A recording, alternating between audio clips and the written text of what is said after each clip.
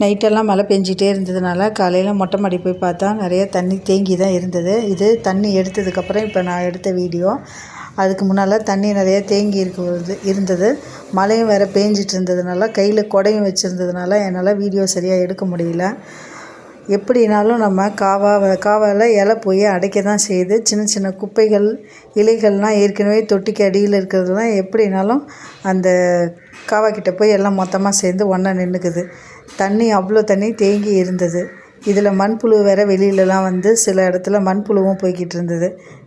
ஒவ்வொரு முறையும் மழை நின்ன உடனே நம்ம கொஞ்சம் மேலே போய் பார்த்தோன்னா தெரியும். எப்படினாலும் அந்த இலைகள் எல்லாம் பூக்கள் எல்லாம் கீழே விழுந்து அது ஓரமாக எல்லாம் போய் நின்றுட்டு இருந்தது. எல்லாத்தையும் எடுத்து தொட்டியில் போட்டுட்டு சில தொட்டிலெல்லாம் மழை தண்ணி தேங்கி இருந்தது.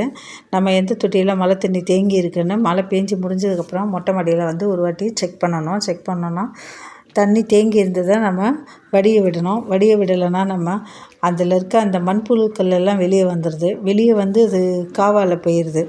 அதனால் மழை பேஞ்சதுக்கப்புறமாவோ இல்லை உங்களுக்கு ரொம்ப பெரிய மழையாக பேஞ்சால் ஓரளவுக்கு நம்ம எதுக்கும் குடை எடுத்துகிட்டு போயிட்டு மேலே போய் மொட்டை மாடியில் பார்த்தோன்னா கண்டிப்பாக நம்ம சுத்தமாக என்ன தான் பெருக்கி வச்சுருந்தாலும் இலைகள் வந்து எப்படி குப்பை வருதுன்னே தெரியாது. அந்த சின்ன சின்ன இலைகள் வந்து தொட்டிக்கு அடியில் கூட இருக்கலாம். அதெல்லாம் அந்த தண்ணியில் அடிச்சிட்டு வந்து காவால் வந்து மொத்தமாக நிற்கும். அதனால் கீழே தண்ணி வெளியே போகாது.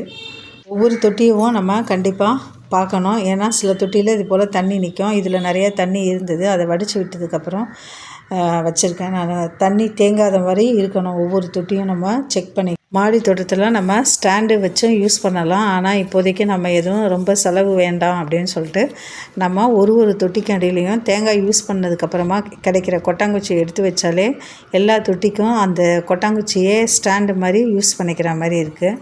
இப்போதைக்கு நான் செலவு இல்லாமல் பண்ணணுன்ட்டு இப்போதைக்கு இது மாதிரி தான் பண்ணிகிட்ருக்கேன். இந்த பாருங்கள், இது வந்து மண்புழு எல்லாம் தண்ணியில் வெளியே வர ஆரம்பிக்கும். அந்த மாதிரி வெளியே வர்றதுக்கு காரணம் தொட்டியில் தண்ணி தேங்கி இருந்து வெளியில் வரும். தண்ணி பெரிய மழை பெஞ்சாலும் அந்த தொட்டியில் இருக்க மண்புழுவும் வெளியேற தான் செய்யும்.